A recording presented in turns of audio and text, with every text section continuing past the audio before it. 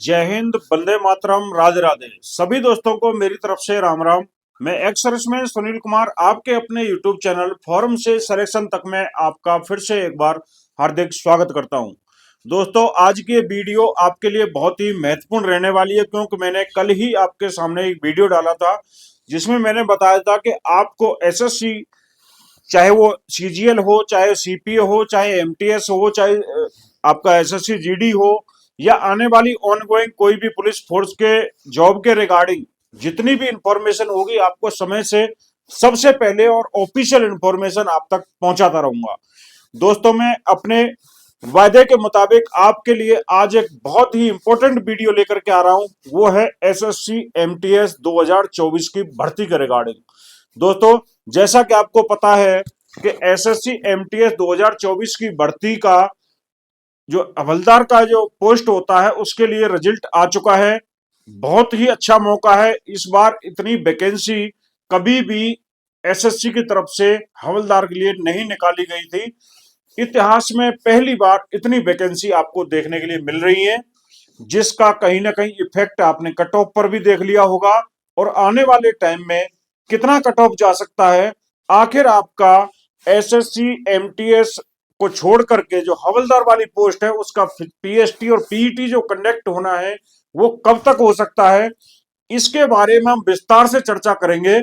साथ ही हम पता करेंगे कि कट ऑफ इस बार लो क्यों जा सकती है, वैकेंसी इंक्रीज हुई थी, क्या और बढ़ सकती है, आखिर आपको क्या करना चाहिए, अब आपको क्या क्या तैयारी करना चाहिए, वो सारे का सारा डिस्कस इस वीडियो के माध्यम से करेंगे। मैं आप सबसे रिक्वेस्ट करता हूं कि अभी तक अगर आपने हमारा चैनल सब्सक्राइब नहीं किया है, प्लीज सभी सब्सक्राइब कर लें। उसके बाद में नोटिफिकेशन के लिए बेल आइकन जरूर दबा कर रख लें, ताकि इन फ्यूचर आने वाली हर एक अपडेट आपको समय से पहले मिलती रहे। चलिए दोस्तों, हम बात कर रहे थे एसएससी एमटीएस 2024 की जो भर्ती थी, इसके अंदर जो वैकेंसी निकली थी, आपने पहले देखा होगा कि एमटीएस के लिए और हवलदार के लिए दो तरह की वैकेंसी हर बार एसएससी कंडक्ट कराती है, एग्जाम कंडक्ट कराती है। इस बार जो वैकेंसी निकली थी 6144 एमटीएस की निकली थी, और जो वैकेंसी निकली थी हवलदार के लिए 3439 वैकेंसी हवलदार के लिए निकाली गई थी। बट इसको बाद में इंक्रीज करके 4887 कर दिया गया, जो कि अभी तक का अभी तक के रिकॉर्ड में बहुत ही बल्क वैकेंसी है। सबसे ज्यादा वैकेंसी इस 2024 की वैकेंसी के भर्ती के अंदर निकाली गई है। यानी कि तकरीबन आपको 1100, मतलब टोटल जो है इनका दोनों का अगर हम कैलकुलेट करें तो 11,000 से भी ऊपर वैकेंसी आपको मिल गई है।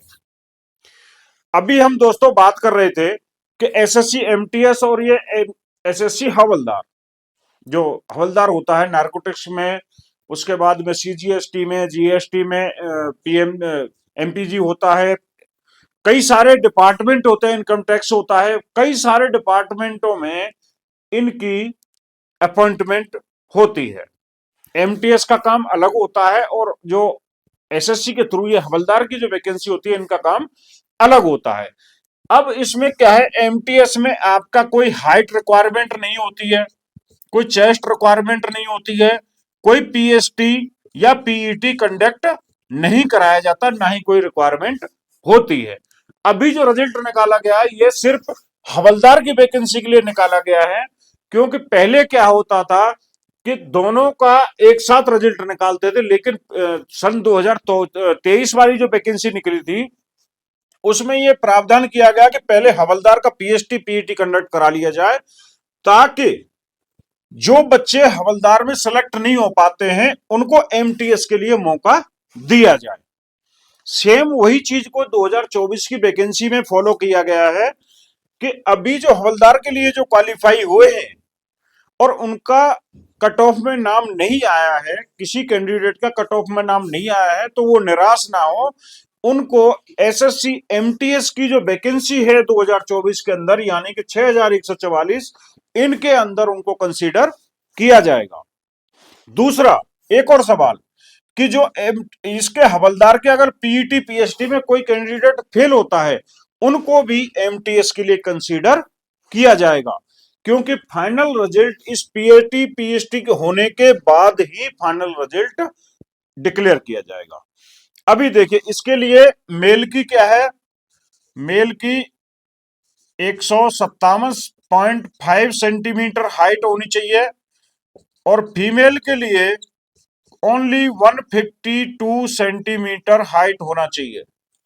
दूसरी बात, ये कोई बड़ी चीज नहीं है, अमूमन 99% कैंडिडेट का ये हाइट क्राइटेरिया होता है। दूसरी बात, अगर हम फिजिकल की बात करें तो मेल के लिए 1600 मीटर का वॉकिंग होता है, और वो भी कितना टाइम में, 1600 मीटर का वॉकिंग 15 मिनट में, तो आराम से बंदा क्वालिफाई कर लेता है। और फीमेल के लिए 1000 मीटर यानी 1 किलोमीटर की जो वॉकिंग होती है वो 20 मिनट में पूरी कर ली, तो आराम से कोई भी कैंडिडेट इसको क्वालिफाई कर लेगा। तो पीईटी पीएचडी में जो भी बंदा पहुंच जाएगा वो वहां से क्वालिफाई होकर के ही आएगा, कोई भी डिस्क्वालीफाई इसमें नहीं होता है। लेकिन सभी कैंडिडेट कहीं ना कहीं किसी की दूसरी जॉब लग जाती है, कहीं दूसरा कोई मौका मिल जाता है, सभी कैंडिडेट फिर भी इसमें नहीं पहुंच पाते हैं।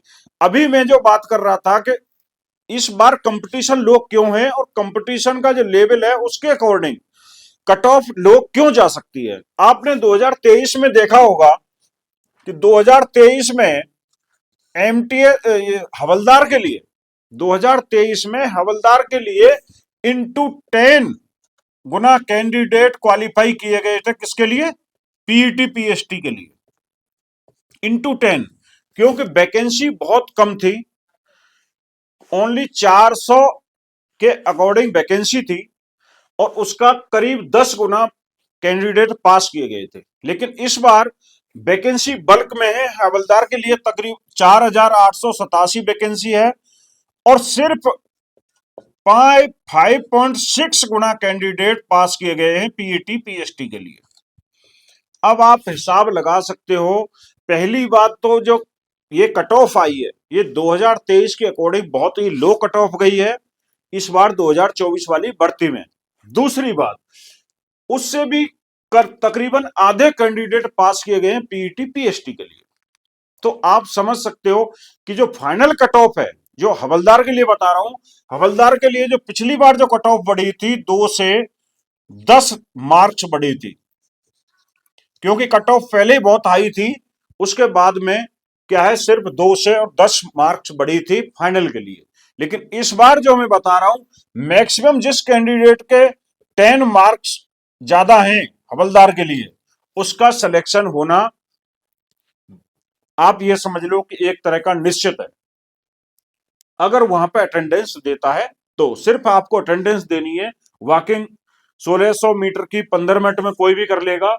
हाइट हर एक कैंडिडेट की इतनी होती है, कोई एक आधा ही कैंडिडेट होगा जिसका इतना हाइट या चेस्ट ना हो। चेस्ट के लिए भी मैं बता देता हूं कि 81 सेंटीमीटर आपका होना चाहिए विदाउट एक्सपेंशन, और 86 सेंटीमीटर यानी कि 5 सेंटीमीटर का आपको एक्सपेंशन करना है, यानी फुला करके 86 सेंटीमीटर आपका चेस्ट होना चाहिए।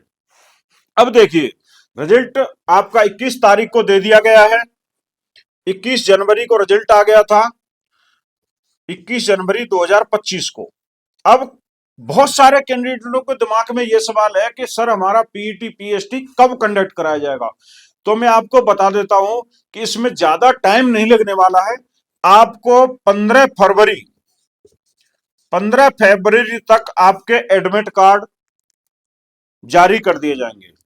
15 फरवरी में आपको बता रहा हूं, 15 फरवरी एक टेंटेटिव डेट है, इस तक आपको एडमिट कार्ड जारी कर दिए जाएंगे। अपनी तैयारी पूरी रखना। डॉक्यूमेंट आपको क्या क्या लेके जाने हैं वहां पर, वो सारी चीजें हम आने वाली 1-2 वीडियोज में हम सारा चीज क्लियर कर देंगे।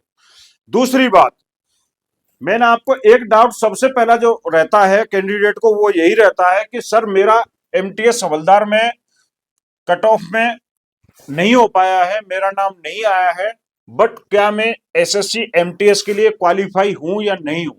तो मैं आपको क्लियर कर देना चाहता हूं कि जिनका नाम आया है वो भी ठीक है, जिनका नहीं आया वो एमटीएस के लिए एलिजिबल हैं।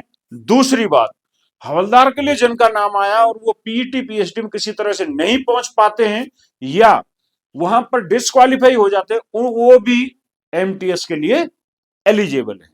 तो दोस्तों, आपको ये जानकारी कैसी लगी आप कमेंट सेक्शन में जाकर के जरूर बताना। साथ ही आपको वीडियो के डिस्क्रिप्शन में आपको टेलीग्राम चैनल का लिंक मिल जाएगा, वहां से आप मुझे फॉलो कर सकते हो। किसी की किसी भी तरीके की कोई भी क्वारी होती है आप मेरे को जरूर पूछ सकते हो। मैं हर समय कोशिश करूंगा आपके सवालों का जवाब दे सकूं।